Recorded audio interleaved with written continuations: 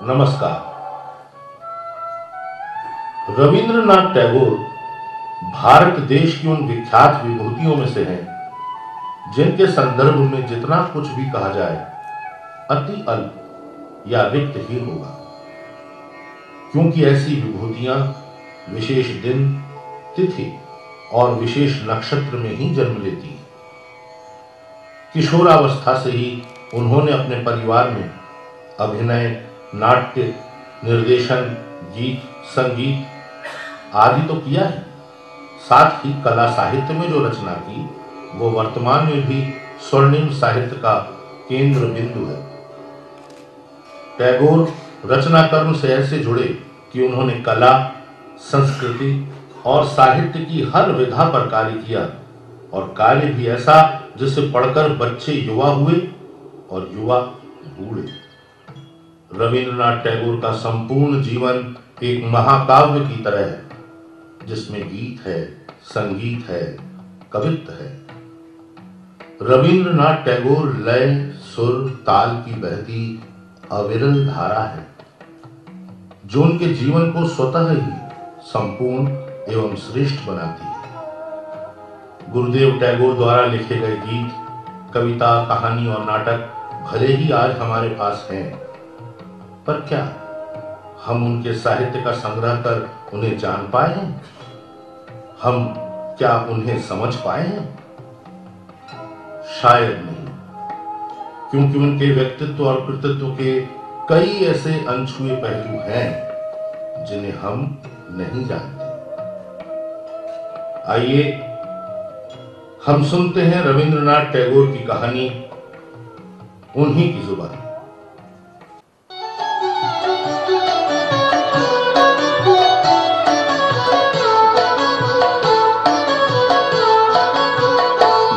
তোর ডাক শুনে কেউ না আসে তবে একলা চলো রে, যদি তোর ডাক শুনে কেউ না আসে তবে একলা চলো রে। একলা চলো, একলা চলো, একলা চলো, একলা চলো রে, যদি তোর ডাক শুনে কেউ না আসে তবে একলা চলো রে, যদি তোর ডাক শুনে কেউ না আসে তবে একলা চলো রে। যদি কেউ কথা না কয়, ওরে ওরে ও ভাগা, কেউ কথা না কয়, যদি সবাই থাকে মুখ ফিরায়ে সবাই করে ভয়, যদি সবাই থাকে মুখ ফিরায়ে সবাই করে ভয়, তবে পরাণ খুলে ও তুই মুখ ফুটে তোর মনের কথা একলা বলো রে। যদি তোর ডাক শুনে কেউ না আসে তবে একলা চলো রে, যদি তোর ডাক শুনে কেউ না আসে তবে একলা চলো রে, যদি তোর ডাক শুনে কেউ না আসে তবে একলা চলো রে, যদি তোর ডাক শুনে কেউ না আসে তবে একলা চলো। नमस्कार, मेरा नाम रविंद्रनाथ ठाकुर और रवि और रविंद्र और ठाकुर और टैगोर और बाबू यानी रविंद्रनाथ टैगोर।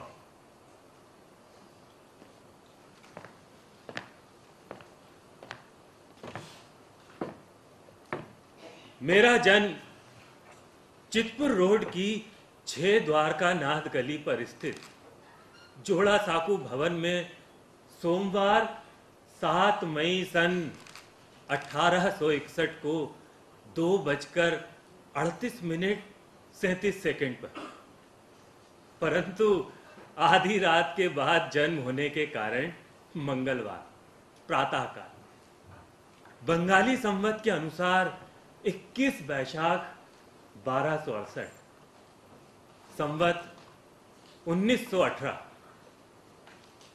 सौर वैशाख कृष्ण पक्ष, सोमवार, त्रयोदशी तिथि, रेवती नक्षत्र, मीन राशि, मीन लग्न तथा शकाब्द 1783 को हुआ। मेरे पिता का नाम महर्षि देवेंद्रनाथ और माता का नाम शारदा देवी था। मैं अपने पिता की 14वीं संतान और 8वां पुत्र था। 14वीं संतान होने के कारण जन्म के समय से ही मुझ पर विशेष ध्यान नहीं दिया गया। मेरे पैतृक घर जोड़ा साकू भवन में सम्मिलित परिवार व्यवस्था थी। हमारे परिवार में बच्चों की संख्या अधिक थी। बड़ा परिवार होने के कारण कामकाज की अधिकता थी, जिसके चलते मेरी मां मुझ पर ध्यान नहीं दे पाती थी और उनका स्वास्थ्य भी ठीक न रहता था।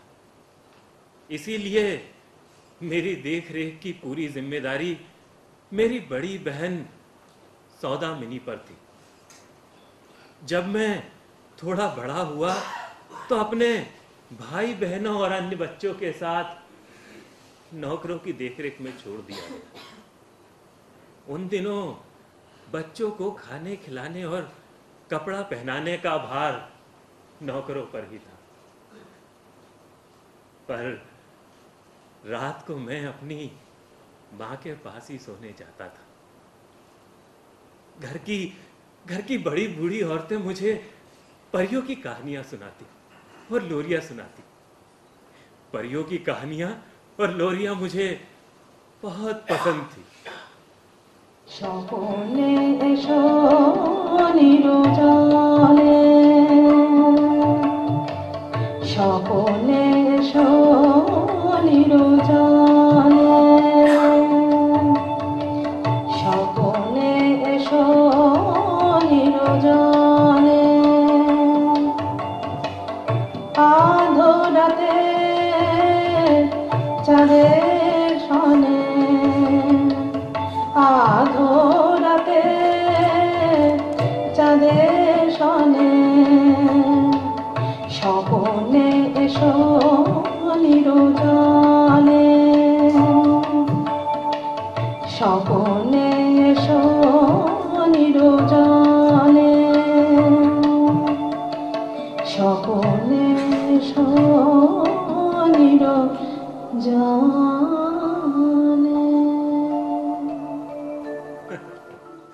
और घर के नौकर मुझे भूतों की कहानियां सुनाते थे।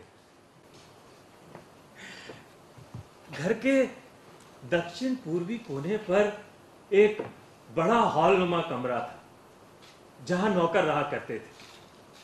हम लोगों की देखरेख एक श्याम नामक काला लड़का करता था, जिसके घुंघराले बाल थे। उसने एक विशेष स्थान चुन रखा था जहां की वो मुझे बैठने को कहता। जहां मैं बैठता उसके चारों ओर वो चौक से लाइन खींच देता और गंभीर मुद्रा बनाते हुए उंगली दिखाकर मुझसे कहता, सुनो, हाँ तुम अगर इस घेरे से बाहर निकले तो भयानक मुसीबत में पड़ जाओगे, समझे?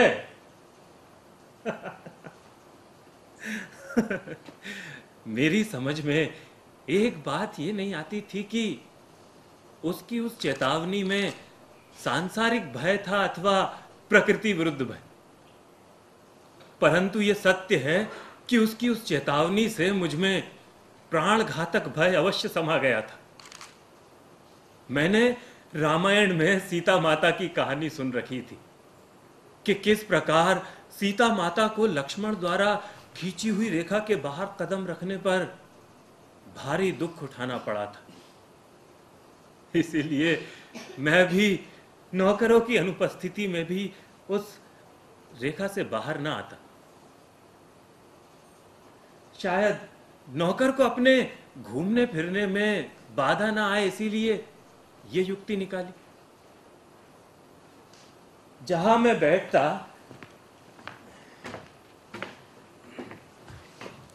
उसके पास खिड़की के नीचे एक तालाब था।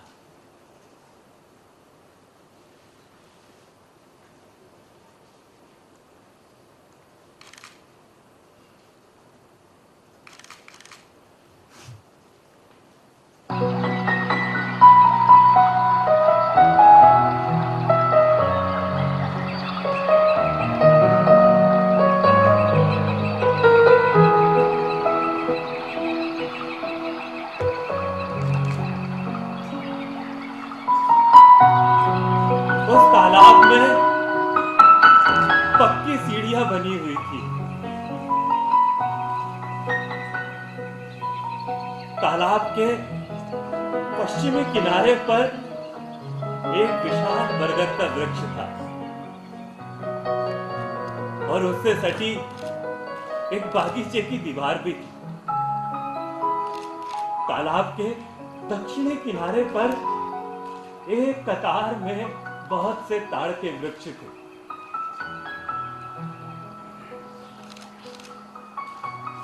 इस खिड़की से मैं वहां का सारा दृश्य देखता। तालाब में नहाने आने वाले पूजा पाठ करते हुए तथा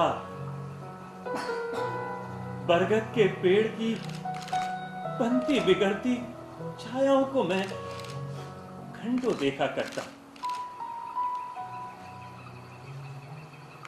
मुझे खिड़की के पास बैठने का स्थान प्राप्त था। वहां से मैं विभिन्न रूपों में प्रकृति का दर्शन किया करता। मैं चाहता था कि मैं भी स्वतंत्र रूप से विचरण करूं, पर यह कहां संभव था। प्रकृति उन्मुक्त थी और मैं चार दीवारी का बंदी।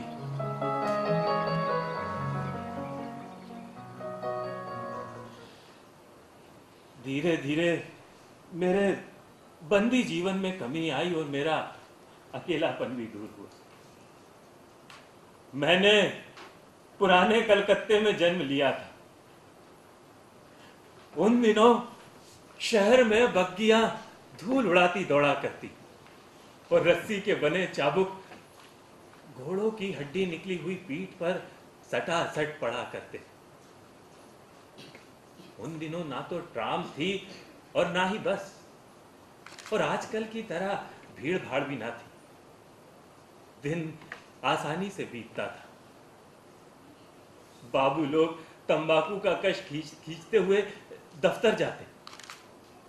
पैसे वालों की गाड़ी में प्लेट लगी होती। पगड़ी बांधकर कोचवान सबसे आगे बैठता और पीछे की तरफ दो दो साइज खड़े रहते जिनकी कमर में चवर झूलते।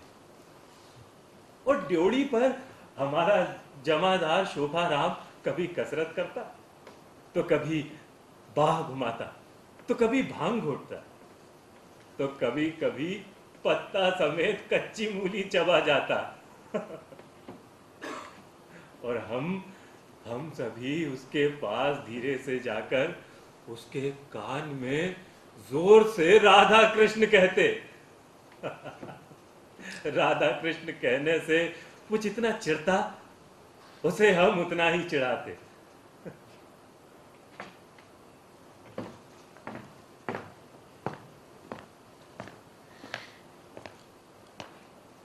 उस समय बड़ों के दिल बहलाव में बच्चे भाग ना ले पाते थे। यदा कदा हम साहस करके पास पहुंच भी जाते तो सुनना पड़ता, यहां क्या कर रहे हो? यहां मना है ना बच्चों का आना, चलो जाओ बाहर जाकर खेलो। यदि खेलते समय हल्ला करते तो भी सुनना पड़ता, हल्ला मत करो, चुप रहो। ऐसी बात नहीं थी कि बड़ों का हंसी खेल सब चुपचाप ही हो जाता। शोरगुल उसमें से फेन के समान हम तक भी आ गिरता। जब मैं बरामदे में से उस कमरे की ओर झांकता तो मुझे वहां तीव्र प्रकाश दिखाई पड़ता। दरवाजे पर बहुत सी बग्घियां खड़ी हुई हैं। मुख्य दरवाजे पर बड़े भाइयों में से एक अतिथियों की अगवानी करते, तो एक उन्हें ऊपर के कमरों तक ले जाते। एक भाई अतिथियों पर गुलाब जल छिड़कते और प्रत्येक को एक एक फूलों का गुच्छा देती। बैठक खानों में नाच गाना चला करता, हुक्कों के कश लगा करते, और हम बच्चे अपने कमरों में अपने बिस्तरों पर पड़े रहते। तो प्यारी या शंकरी आकर हमें कहानियां सुनाया करती। परंतु बीच बीच में बैठक खानों से आती हुई मधुर संगीत की धुन हमारे कानों तक पहुंच ही जाती।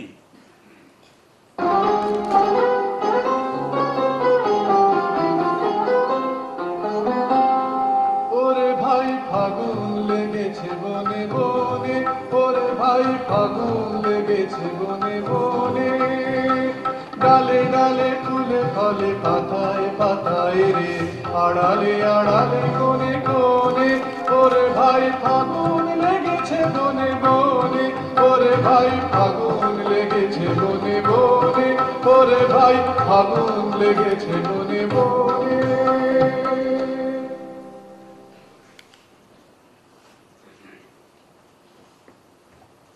बचपन की बात है कि एक बार कलकत्ता में काली कुकर खांसी का भयंकर प्रकोप हुआ। अब घर के बच्चे इस रोग से ग्रस्त ना हो जाए, इसीलिए परिवार के सभी सदस्यों ने कुछ दिनों के लिए घर छोड़कर गंगा किनारे वाले स्थित बागीचे में जाने का निर्णय किया। हम सभी बच्चे नई दुनिया की कल्पना में मग्न हो रहे थे,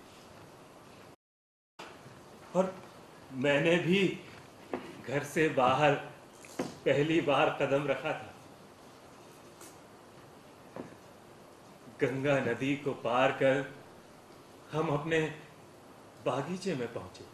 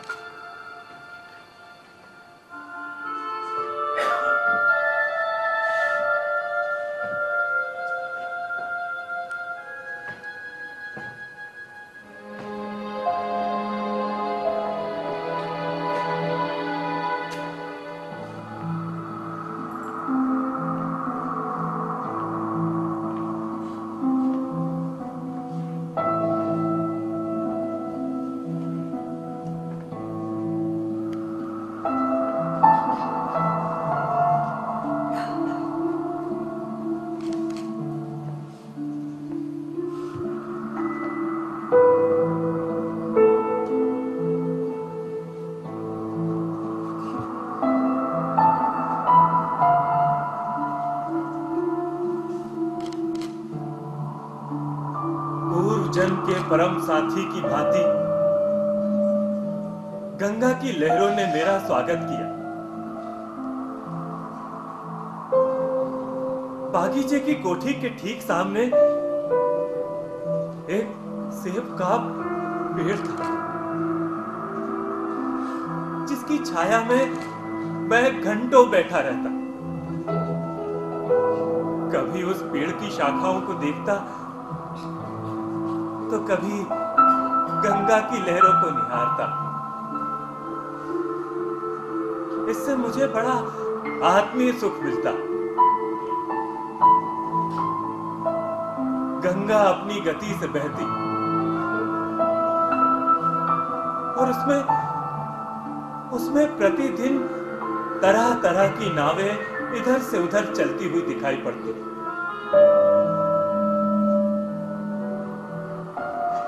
यह दृश्य मुझे बहुत ही अच्छा लगता था। पानी हिलोरे लेता और उससे पेड़ों की बनती बिगड़ती छाया हिलती रहती। थोड़ी देर बाद नदी के आर पार तीव्र अंधेरा छा जाता। पेड़ों की काली छाया नदी पर रेंगती सी नजर आती।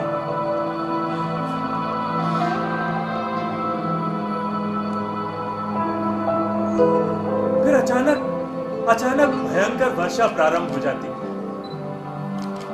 और सारा वातावरण अंधकार पूर्ण हो जाता। फिर थोड़ी देर बाद वर्षा बंद हो जाती। पेड़ों की डालियों और पत्तों से पानी की बूंदें आंसुओं की भांति धरती पर ढरकती, जिससे टप टप का शब्द होता। सारा वातावरण अंधकार पूर्ण हो जाता। नमी लिए हुए ठंडी बयार बहती, जिसके स्पर्श से मन प्रसन्न हो उठता।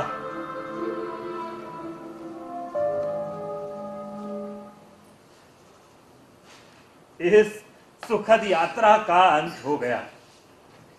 कलकत्ता में संक्रामक रोग समाप्त हो गया और हमारा पूरा परिवार जोड़ा साकू भवन में वापस लौट आया। उन दिनों हमारी तथा नौकरों की महफिल चटाई पर लगा करती थी और इस महफिल का सरदार ब्रजेश्वर नामक नौकर था।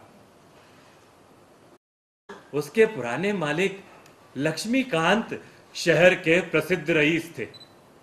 वो उनके यहां से हमारे यहां आ गया था, हमारे जैसे उपेक्षा में पले बच्चों की निगरानी के काम में। सुना था कि गांव की पाठशाला में अध्यापक भी रह चुका था, किंतु ब्रजेश्वर में एक दोष भी था। अंदर ही अंदर उसके मन में भोजन को लेकर बड़ा लोभ था। पहले से ही हमारी थालियों में अच्छी तरह से सबके हिस्से का भोजन परोस कर रखने का उसका स्वभाव ना था।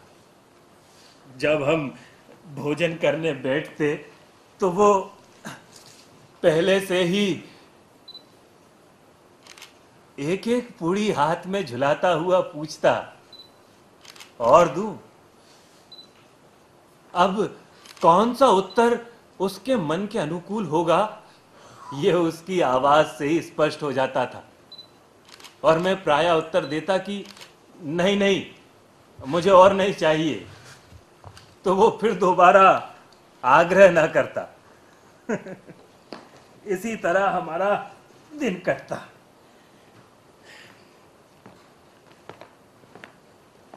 मेरी शिक्षा बहुत जल्द प्रारंभ कर दी गई थी। मेरे बड़े भाई सत्येंद्र नाथ जी को छोड़कर ठाकुर परिवार के सभी बालकों को लगभग शिक्षा घर पर ही दी गई थी। हमारा घर ही शिक्षालय हो गया था। बहुमुखी प्रतिभा के लोग हमारे घर पर जुटते थे। अब मेरे पिताजी स्वयं विद्वान थे और ऐसे लोगों का बड़ा आदर करते थे। परंतु उस समय हमारी आर्थिक स्थिति कुछ ठीक न थी। फिर भी पिताजी ने बच्चों की शिक्षा की ओर समुचित ध्यान दिया। मेरे पिता के पास विभिन्न विषयों के विद्वान आते और आपस में वाद विवाद करते। धर्म और विज्ञान के ज्ञानी अपने अपने विषयों की गूढ़ता पर चर्चा करते। संगीतज्ञ अपनी श्रेष्ठतम कला का प्रदर्शन करते। ऐसे ही विद्वानों ने मेरे घर को शिक्षालय बना दिया था। हम सभी बच्चे अंधेरा रहते उठ जाते और अखाड़े चले जाते। फिर मिट्टी लगे शरीर पर कमीज पहनकर व्यायाम करते। ड्योढ़ी पर लगी घड़ी में ठीक 7 बजते ही मास्टर नीलकमल आ जाते। उनकी घड़ी 1 मिनट भी इधर से उधर नहीं होती थी और मुझे कभी भी उनके सर में दर्द होने का सुअवसर प्राप्त ना हुआ। मैं पुस्तकें और स्लेट लेकर मेज कुर्सी पर आ जाता।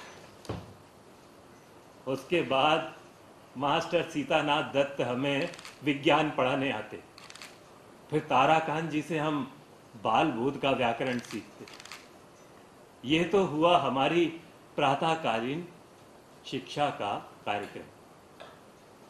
इसके बाद हम नहाते, भोजन करते, इतने में बग्गी आ जाती जिस पर बैठकर हमें स्कूल जाना है।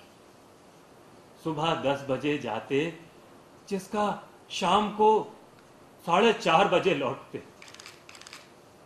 घर पहुंचते तो पता चलता कि जिम्नास्टिक के अध्यापक आए हुए हैं और उनके 1 घंटे बाद चित्रकारी वाले मास्टर हाजिर।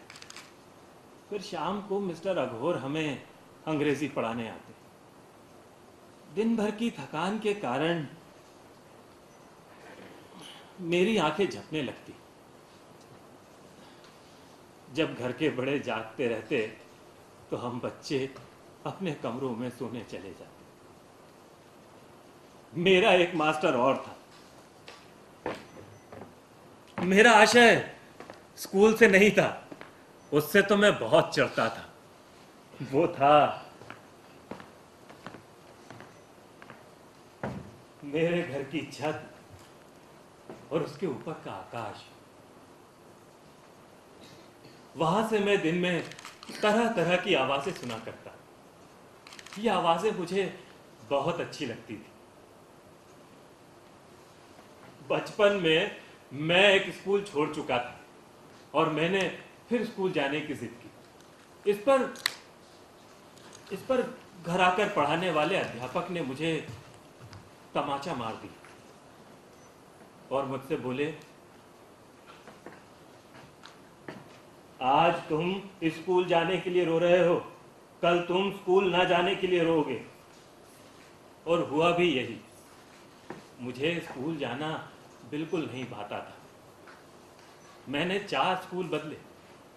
इस पर मेरे परिवार के सभी सदस्य मुझसे निराश हो गए और हमारे परिवार के एक सदस्य ने तो यहां तक कहा कि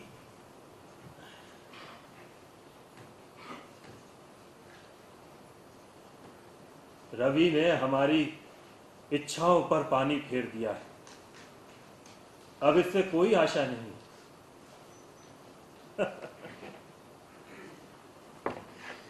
अब मैंने घर पर ही पढ़ना आरंभ किया।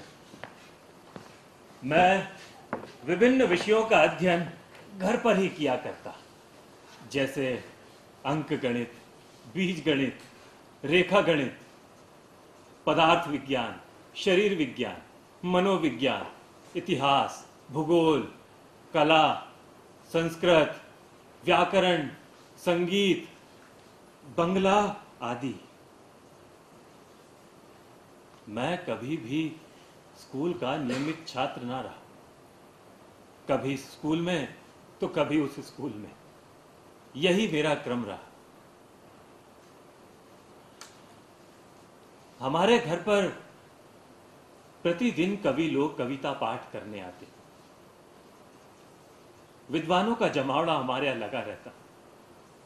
फ्रेंच और अंग्रेजी कविताएं हम संग सुनते। विद्वान लोग विज्ञान पर चर्चा करते।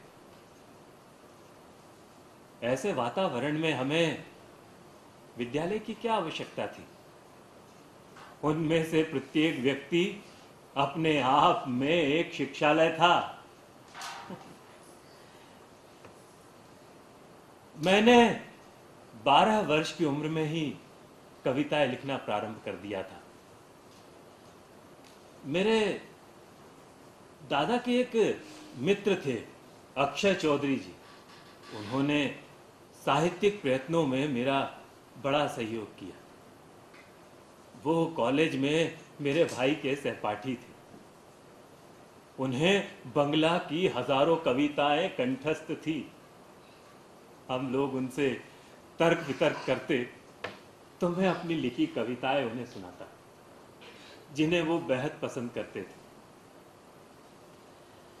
जिन लोगों ने मेरे रचनात्मक और भावात्मक विचारों को आकार दिया, उनमें मेरे बड़े भाई ज्योतिरिंद्र नाथ थे। वो मेरी कविताओं में संशोधन करते और अपने नाटकों में उनका प्रयोग करते।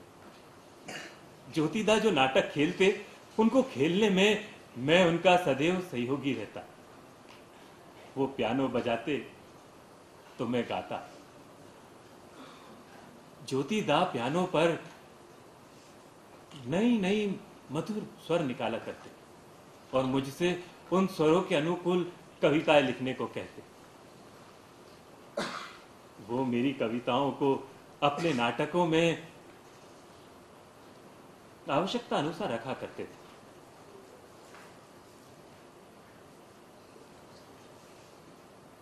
8 मार्च सन 1875 को मेरी माता का देहांत हो गया। उस समय मेरी उम्र मात्र 13 वर्ष और 10 माह की थी।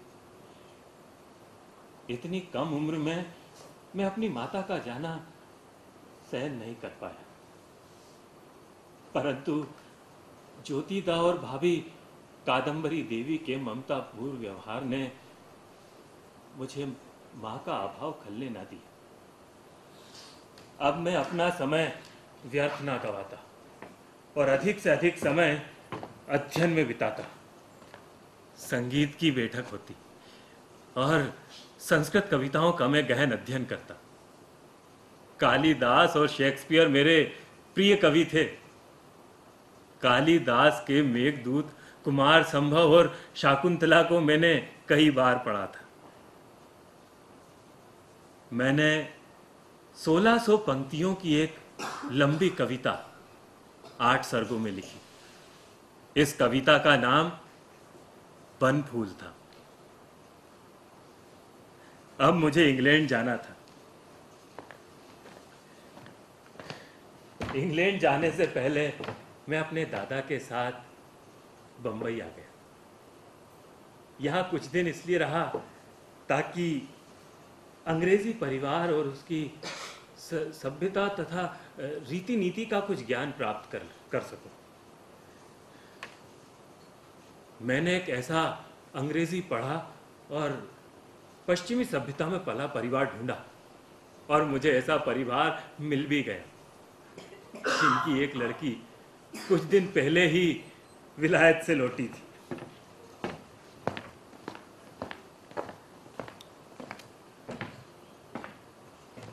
उसका नाम अन्नपूर्णा था।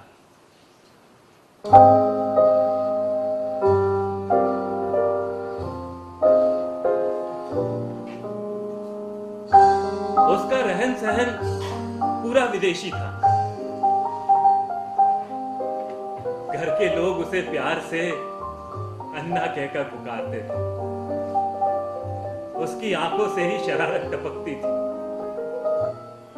और मैं ठहरा डरपोक और संकोची आदमी। परिवार की महिलाओं के अतिरिक्त मेरा उठना बैठना बाहरी महिलाओं में बिल्कुल न था। मैं उनके साथ रहते हुए भी कुछ दिनों तक अपने कमरे में अकेला पड़ा रहा। संकोचवश किसी से बात तक ना की। फिर मैंने सोचा कि इस तरह चल पाना असंभव और दादा ने जिस उद्देश्य से मुझे यहाँ भेजा है वो भी पूर्ण ना हो पाएगा। इसी बीच अन्नपूर्णा ने मेरा मौन तोड़ दिया और मुझसे बातचीत शुरू कर दी। मैंने एक दिन अन्नपूर्णा से कहा,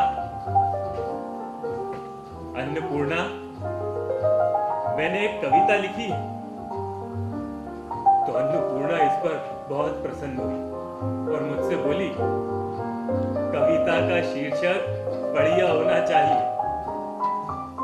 मैंने अपनी कविता का नाम नलिनी रखा और तभी कविता पूर्ण कर उसे गाकर सुनाया। वो मेरी कविता सुनकर इतनी प्रभावित हुई कि मुझसे बोली,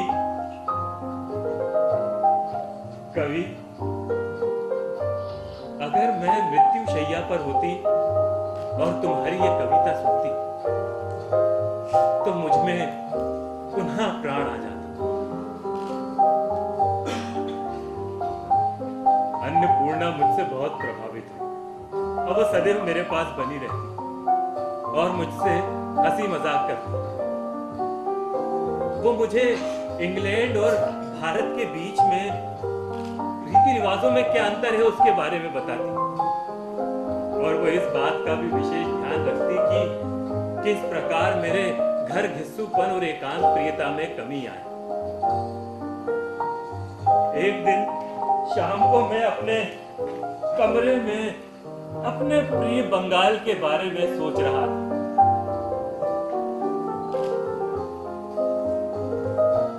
कि तभी अन्नपूर्णा आ गई और मुझसे बोली,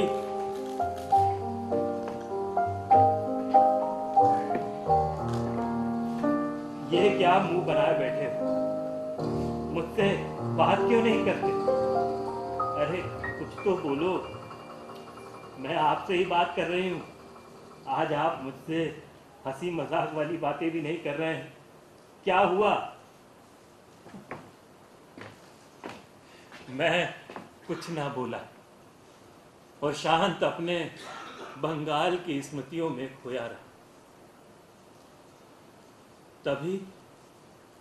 तभी अचानक अन्नपूर्णा मेरे और पास आ गई। उसे अपने पास आता देख मैं घबरा गया। ऐसा लग रहा था कि उस समय जैसे मेरी जबान को लकवा मार गया। अन्नपूर्णा थोड़ी देर बाद वहां से चली गई।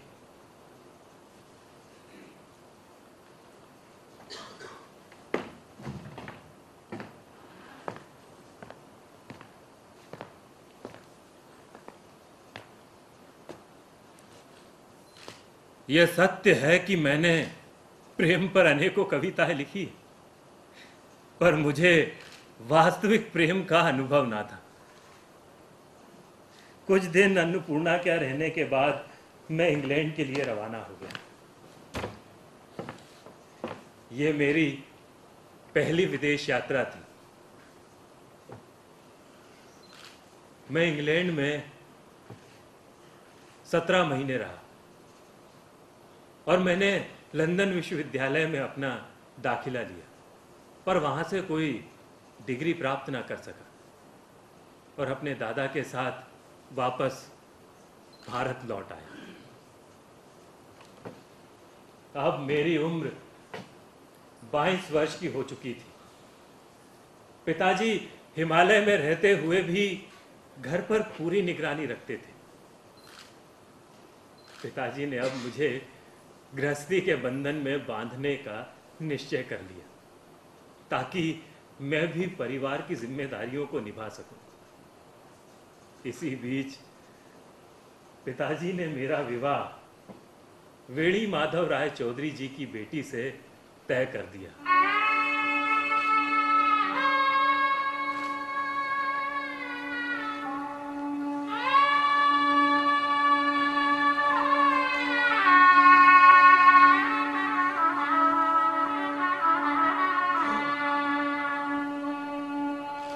वेणी माधव राय चौधरी जी टैगोर परिवार की जमींदारी का सारा काम देखते थे।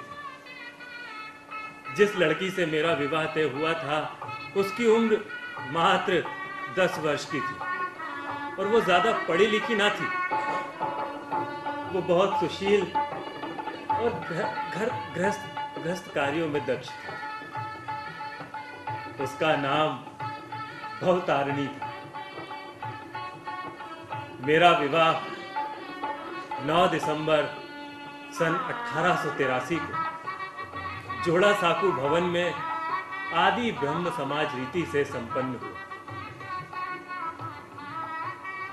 विवाह के बाद मैंने भवतारिणी का नाम बदलकर मृणालिनी रख दिया। मृणालिनी को खिलौनों से बड़ा प्रेम था। अब उसकी उम्र इतनी कम थी कि उसका खिलौनों से खेलना स्वाभाविक ही था। वो मुझसे आयु में 12 वर्ष छोटी थी। जब वो गुड्डे गुड़ियों से खेला करती और तब मैं उसके पास आता तो वो ये सोचती कि मैं भी उसके साथ गुड्डे गुड़ियों के साथ खेलूंगा, और मैं ऐसा ना करता तो उसे बड़ी निराशा होती। मृणालिनी को केवल अक्षर ज्ञान था। अब उसके गांव में तथा आसपास कोई स्कूल ना था जहां वो पढ़ पाती, इसीलिए उसकी पढ़ाई लिखाई की पूरी जिम्मेदारी मैंने स्वयं ली। मैं उसे बंगला, संस्कृत और अंग्रेजी पढ़ाता। 4-5 वर्षों में ही मृणालिनी परिवार की आदर्श बहू हो गई। उसका रहन सहन बहुत ही सादा था। वो मेरी इच्छा को अपनी इच्छा मानती थी। उसके इसी अच्छे स्वभाव के कारण परिवार के सभी सदस्य उससे बहुत खुश थे। खुशी का क्रम और बढ़ा और मृणालिनी ने मेरे 5 बच्चों को, जिसमें से 3 बेटियां बेला, रेणुका और मीरा, और 2 बेटे रथिंद्रनाथ और समींद्रनाथ को जन्म दिया।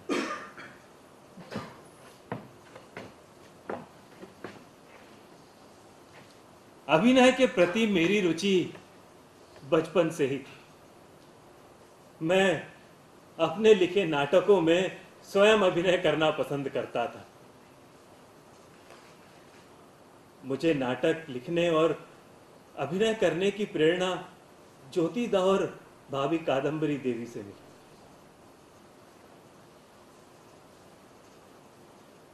बच्चे कितनी जल्दी बड़े हो जाते हैं ये पता ही नहीं चलता। उस समय में मैं अपनी 2 बेटियों बेला और रेणुका का विवाह कर चुका था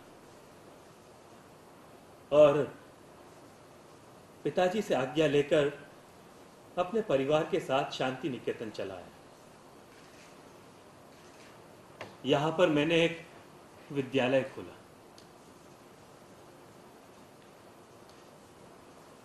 विद्यालय को प्रारंभ किए हुए अभी 1 वर्ष भी पूर्ण नहीं हुआ था कि मुझे पारिवारिक दुखों का सामना करना पड़ा। प्रारंभ में विद्यालय को चलाने में मृणालिनी ने बड़ा परिश्रम किया, जिसकी वो अभ्यस्त ना थी। इसी कारण उसका शरीर कमजोर होता गया और मेरी कार्य व्यस्तता को देखते हुए उसने कभी भी मुझसे कुछ ना कहा। उसकी बीमारी लगातार बढ़ती जा रही थी। अब उसकी बीमारी पर काबू पाना असंभव सा हो गया। मैं उसे उपचार के लिए कलकत्ता ले आया। 2 माह के उपचार के दौरान मेरी पत्नी मृणालिनी की मृत्यु हो गई।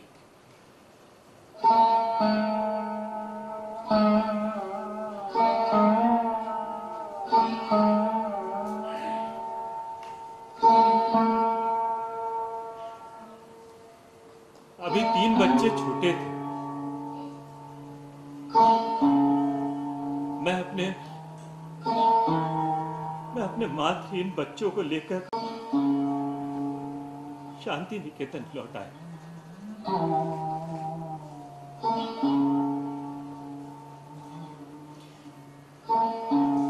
मैं अभी अपनी पत्नी के दुख को भुला भी ना पाया था कि मेरी दूसरी बेटी रेणुका,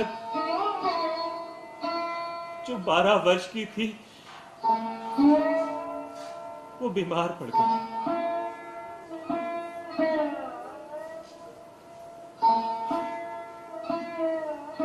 मैं उसे भी उपचार के लिए कलकत्ता ले आया। उपचार के दौरान चिकित्सकों ने कहा कि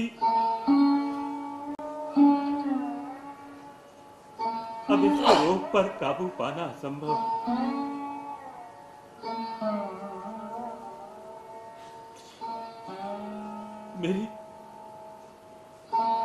मेरी पत्नी की मृत्यु के 6 महीने बाद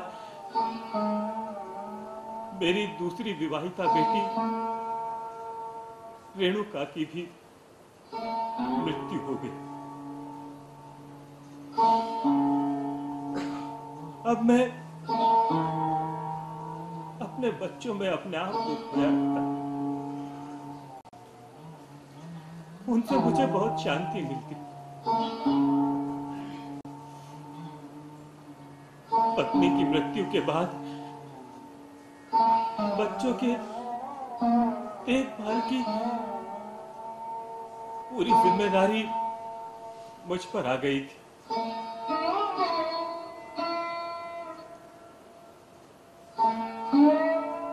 कि उसके बाद मेरे पिता महर्षि देवेंद्रनाथ ठाकुर जी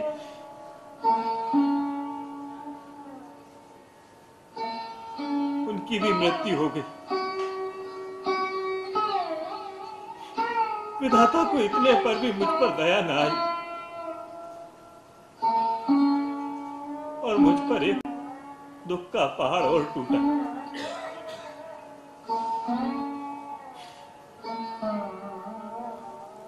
मेरे सबसे छोटे बेटे समींद्रनाथ पर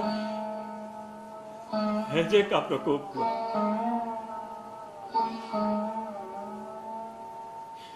इस बीमारी के कारण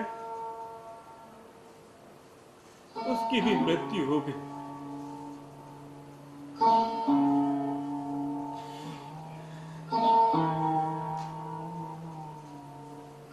अब मैं पूरी तरह से टूट चुका था। मैं करूं तो क्या करूं, कुछ समझ में ही नहीं आता। मेरे सामने सबसे बड़ा सवाल मेरे बच्चों के लालन पालन का था।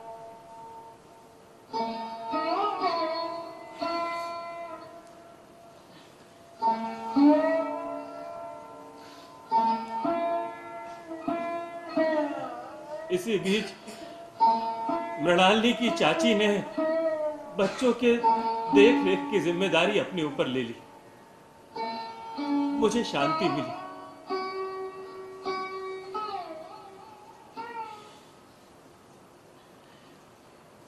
अब मैं अपने कार्यों को करने में समर्थ हो गया।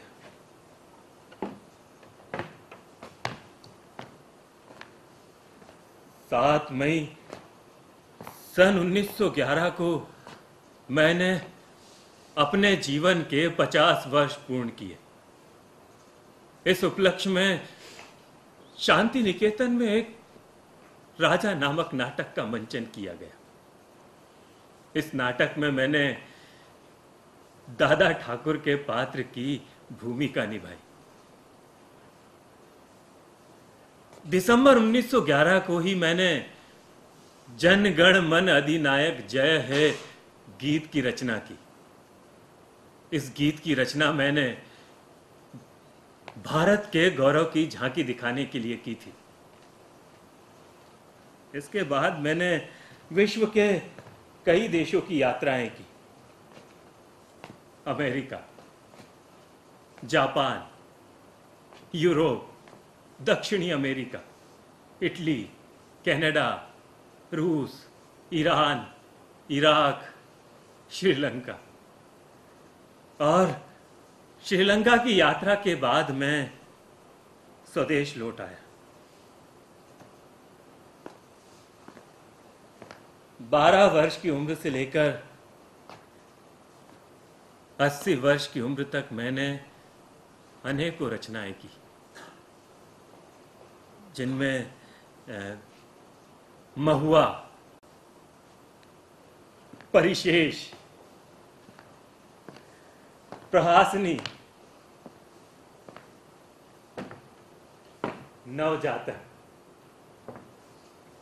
आरोग्य, जन्मदिने,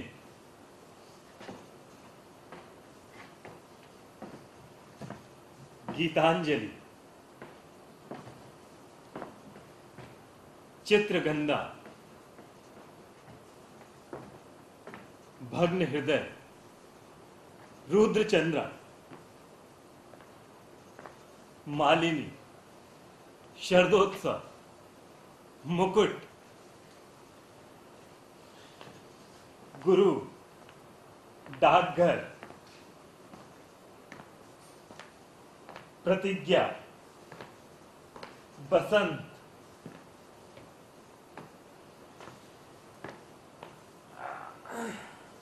श्यामला, श्यामली, आदि आदि आदि।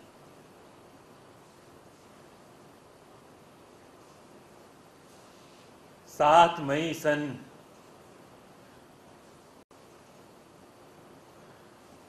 1941 को मैंने अपने 80 वर्ष पूर्ण किए।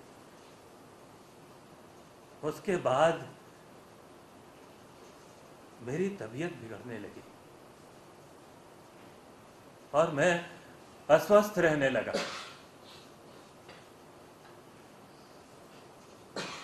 दो माह के उपचार के बाद मुझे ऑपरेशन के लिए कलकत्ता जाना था।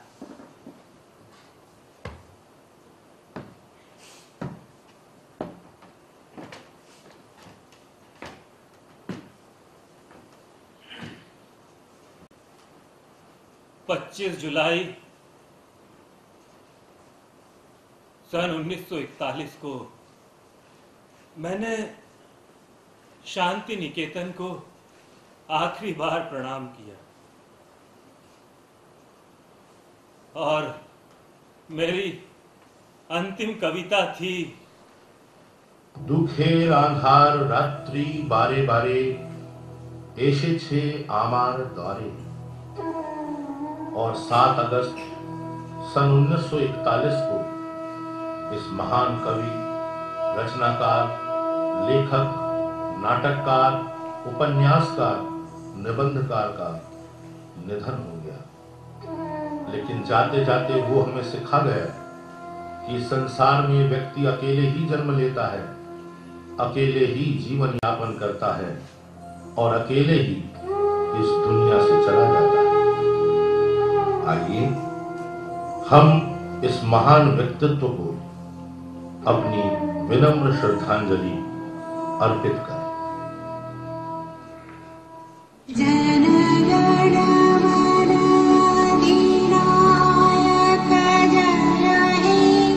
भारत भाग्य विधाता, पंजाब सिंध गुजरात मराठा, द्राविड़ उत्कल बंगा,